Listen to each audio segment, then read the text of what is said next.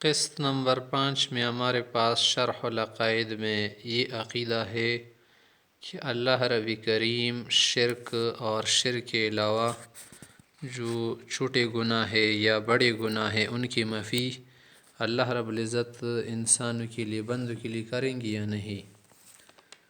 تو یہ ہمارا عقیدہ ہے کہ اللہ رب العزت شرک معاف نہیں کرے گا۔ شرک کے علاوہ جو چھوٹے گناہ ہیں یا بڑے گناہ ہیں اللہ رب کریم اپنے فضل و کرم سے انہیں معاف فرمائے گا۔ اب اس بات میں ہمارے اور اہل سنت ہمارے اور معتزلہ وغیرہ کا اختلاف ہے۔ وہ کہتے ہیں کہ اللہ رب العزت وہ بڑے گناہ معاف نہیں کرے گا جن سے توبہ نہ کی جائے، اور چھوٹے گناہوں پر سزا نہیں دے گا، کیونکہ اللہ نے خود فرمایا ہے کہ جو بڑے گناہوں سے اجتناب کرے نا، چھوٹے گناہ ہم ان کے لیے معاف کریں گے۔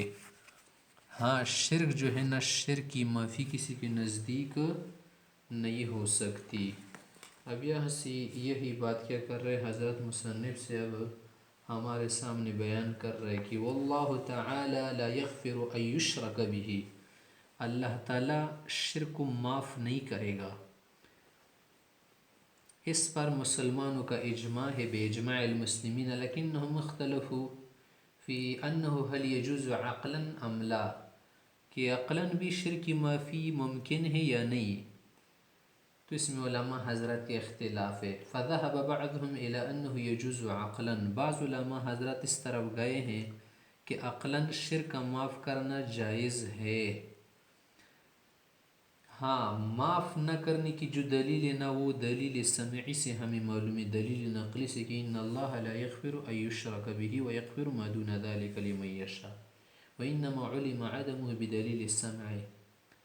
اور بعض حضرت اس طرف گئے ہیں کہ نہیں، شرک عقلاً معاف کرنا بھی ممتنع ہے، ناجائز ہے۔ وہ اس لیے کہ حکمت کا تقاضا ہے کہ نیک و بد میں امتیاز کیا جائے، نیکی اور برائی میں امتیاز کیا جائے، اور کفر سب سے بڑا جرم ہے نا، تو اس کی اباحت اور جواز کا کہیں پر احتمال نہیں ہے کہ ہم کہیں کہ کہیں جائز ہو جائے۔ بعض حضرات کیا کہتے ہیں کہ عقلاً بھی یہ ممتنع ہے، یہ معافی نہیں ہو سکتی، کیونکہ اس میں اباحت اور جواز کا کوئی احتمال نہیں، اور اللہ تعالیٰ حکیم ہے، حکمت کا تقاضا کیا ہے کہ برائی بڑی ہو یا چھوٹی اس کی سزا دی جائے، اور حکمت کے خلاف معافی کا احتمال نہیں ہو سکتا۔ اور پھر کافر جو ہے نا، اپنے کفر کے حق ہونے کا اعتقاد رکھتا ہے نا، وہ عقیدہ رکھتے ہوئے کہ وہ اچھا کام کر رہے اس لیے تو کفر کر رہا ہوتا ہے نا، اور خدا سے معافی مغفرت بھی طلب نہیں کرتا کہیں، تو ایسے گناہ کو معاف کرنا حکمت تو نہیں ہوگی نا، حکمت کے خلاف ہوگا۔ اور پھر جب کافر دائماً یعنی ہمیشہ اپنے کفر کے حق ہونے کا یقین رکھتا ہے، تو اس کی جزا بھی دائمی ہونی چاہیے، بخلاف دوسرے گناہ ہیں ان میں تو بقا دوام کا احتمال نہیں ہے نا، اس لیے سزا بھی دائمی نہیں ہوتی۔ اور شرک کے علاوہ جو بڑے گناہ ہیں یا چھوٹے گناہ ہیں، اللہ تعالیٰ چاہے کسی کے لیے معاف کر دے اور کسی کے لیے چاہے تو معاف نہ کر دے، یا بعض اوقات بڑے گناہوں کو توبہ کے بعد معاف کرے اور بعض اوقات بغیر توبہ کی بھی معاف کر سکتے، کیونکہ یہاں پر خود الفاظ میں ہے نا کہ وَيَغْفِرُ مَا دُونَ ذَلِكَ لِمَن يَشَاءُ، اور اس کے علاوہ بھی بہت ساری آیات احادیث مبارکہ ہے نا جو اس کی ثبوت پر ڈالے کہ شرک کی معافی تو نہیں ہوتی، ہاں دوسرے گناہوں کی معافی اگر اللہ چاہے تو کر سکتے ہیں، یہی بات کر رہے۔ کہہ رہے کہ وَبَعْضُهُمْ إِلَىٰ أَنَّهُ يَمْتَنِعُ عَقْلًا، کہ عقلاً بھی معافی نہیں ہوگی، لِأَنَّ قَضِيَّةَ الْحِكْمَةِ التَّفْرِقَةُ بَيْنَ الْمُسِيءِ وَالْمُحْسِنِ، بدکار نیکوکار میں تفریقہ ہونا چاہیے۔ والکفر نہایہ فی الجنایہ، کفر جو ہے بڑی جنایت ہے نا، تو اس کی عقوبت بھی بڑی ہونی چاہیے۔ لا يحتمل الإباحة ورفع الحرمة اصلاً، کبھی بھی یہ جائز نہیں ہو سکتا۔ ولا يحتمل العفو ورفع الغرامة، تو اس سے عذاب کا دفع ہونا یا عفو کا کوئی احتمال نہیں۔ وأيضا الكافر يعتقده حقا ولا يطلب له عفوا ومغفرة، وہ کبھی معافی وغیرہ نہیں چاہتا، طلب نہیں کرتا، فلم يكن العفو عنه حکمہ، تو حکمت نہیں ہوگی معاف کرنا۔ وأيضا هو اعتقاد الأبد، اور ہمیشہ اگر یہ زندہ رہتا تو یہ کیا کرتا، کفر ہی کرتا اور کفر کو حق سمجھتا، تو اعتقاد ابدی کی وجہ سے فیوجب جزاء الابدی، اس لیے اس کے لیے جزا سزا بھی ابدی ہوگی. وہذا بخلاف سائر الذنوب، دوسرے گناہوں میں ہمیشہ کی دوام نہیں ہوتا. ويغفر ما دون ذلك لمن يشاء من الصغائر والكبائر مع التوبہ، توبے کے ساتھ اور بدونی ہے بغیر توبے کے. خلافا للمعتزلہ، معتزلہ حضرات اس بات میں ہمارے اہل سنت والجماعت حضرات کے ساتھ اختلاف کرتے ہیں. وہ کیا کہتے ہیں؟ وہ کہتے ہیں کہ یہ جو معافی والا حکم ہے نا کہ وَيَغْفِرُ مَا دُونَ ذَلِكَ لِمَن يَشَاء، یہ صغائر کے ساتھ خاص ہے کہ صغائر تو اللہ ویسے بھی معاف کریں، ان پر سزا عذاب نہیں ہو سکتا ان کے مذہب میں.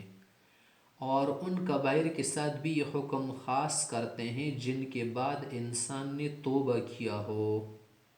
بلا توبہ ان کے نزدیک کبائر معاف نہیں ہو سکتے، اور اس کے لیے وہ دو دلیلیں دیتے ہیں.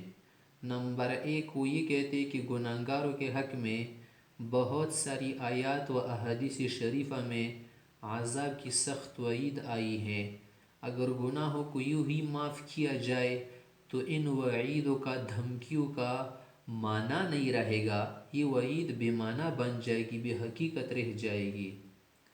اس بات کے جواب میں حضرت علیہ سنت یہ کہتے کہ دیکھے تم لوگ یہ کہتے ہو نا کہ غیر تائب مرتکب کبیرہ کی معافی نہیں ہوتی.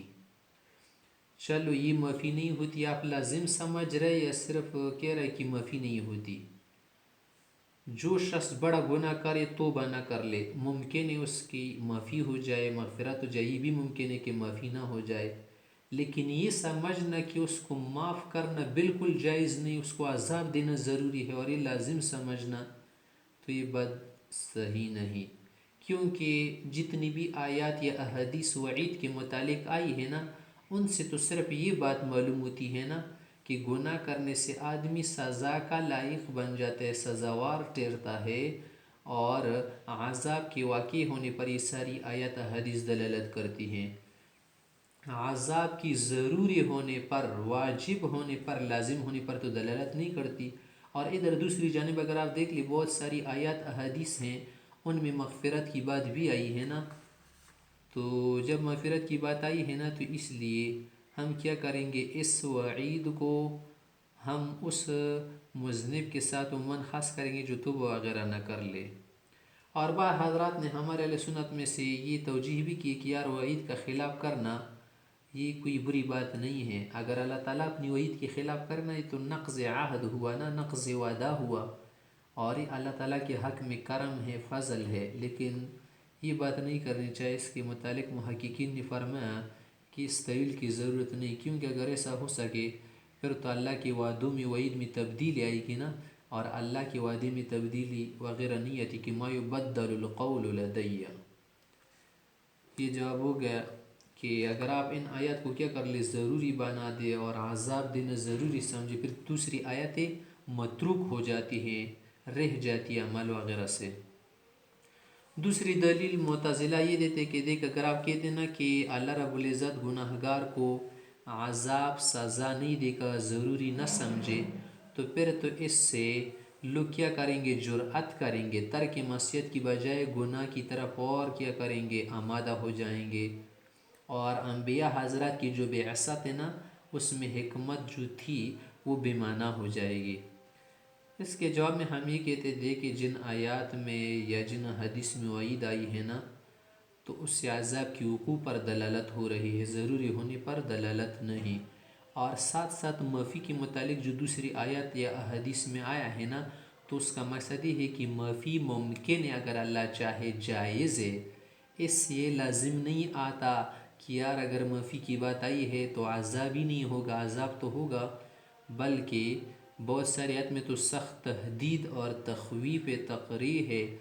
ممکن ہے کہ اس کی وجہ سے گناہ کرنے والا یہ غالب گمان کرے کہ مجھ پر کہیں عذاب واقع نہ ہو، چھ جائے کہ وہ کیا کرے، گناہ کی طرف جرأت کرے، کرنے کی طرف رغبت کرے. اسی لیے آگے کہہ رہے کہ خلافا للمعتزلة وفي تقرير الحكم ملاحظة للآية الدالة على ثبوته والآيات والأحاديث بهذا المعنى كثيرة. والمعتزلة يخصصونها بالصغائر معتزلہ صغیر کے ساتھ معافی کو خاص کرتے ہوئے بالکبائر المقرون بالتوبہ، اور توبہ جب گناہ کبیرہ کے ساتھ ہو تب معاف ہوں گے. وتمسک بوجہین، دو دلیلیں ہیں ان کے لیے. نمبر ایک، الاول الآیات والاحادیث الواردة في وعید العصاة، والجواب جب ہم یہ دیتے کہ انہا على تقدیر عمومها، اگر ان آیت کو ہم عام مان لینا، انما تدل على الوقوع، ان سے زیادہ یہ ہوگا نا کہ عذاب واقع ہوگا، دون الوجوب، عذاب تو واجب نہیں ہوتا. کیونکہ کثرت النصوص فی العافی، ادھر تو اور بھی آیات نا وہ معافی کے متعلق ہے. فیخصص المذنب المغفور عن عمومات الوعید، تو جو گنہگار کیا کرے تو وغیرہ کرے اس سے مخصوص ہو جائے گا. وزعم بعض ان الخلف فی الوعید کرم، بعض حضرات ہم میں سے کہتے ہیں کہ وعید میں خلف کرنا کرم ہے، نوازش ہے، فیجوز من اللہ تعالی. والمحققون على خلاف ذلك، لیکن محققین کہتے کہ نہیں یہ بات درست نہیں. کیف ہوا تبدیل للقول، تو بات کا بدل دینا ہے. وقد قال اللہ تعالی ما يبدل القول لدی ولا تبدیل لکلمات اللہ، اللہ کی کلمات باتوں میں تبدیل نہیں ہوتی. الثانی، دوسری دلیل معتزلہ یہ پیش کرتی کہ ان المذنب اذا علم انه لا يعاقب على ذنب، اگر مذنب کو پتہ چلے گنہگار کو کسی سزا نہیں ہوتی، کان ذلك تقریر له، یہ طور کیا ہو جائے گا، مضبوط ہو جائے گا اور گناہ کی طرف کیا کرے گا، جرات کرے گا. على الذنب واغراء للغیر علیہ، دوسروں کی طرف بھی کیا ہے، دوسروں کو ابھارنا ہے، برانگیختہ کرنا ہے. وهذا بحکمت ارسال الرسل، رسول کے ارسال کی جو حکمت ہے وہ ختم ہو جائے گی. والجواب، جواب ہمیں دیتے ان مجرد جواز العفو، صرف یہ ہونا کہ ممکن ہے اللہ معاف کر دے، لا یوجب ظن عدم العقاب، اس یہ کہاں لازمات ہے کہ عذاب نہیں ہوگا. فضلاً چاہے کہ وہ کیا کرے عن العلم، کہ وہ کیا کرے اس پر آگے برانگیختہ ہو جائے یا تیز ہو جائے. کیف والعمومات الواردة في الوعید المقرونہ بغایت من التحدید، اور تو اس آیات آئی ہے نا عام جن میں تحدید ملائی گئی ہے، سخت تقریر ہے، اس میں سختی کی گئی ہے، تو پھر کیسے کوئی جرأت کر سکتے. ترجح جانب الوقوع بالنسبہ الى كل واحد وکفى به زاجرا، بلکہ اس میں تو عذاب کا واقع ہونا زیادہ راجح ہے.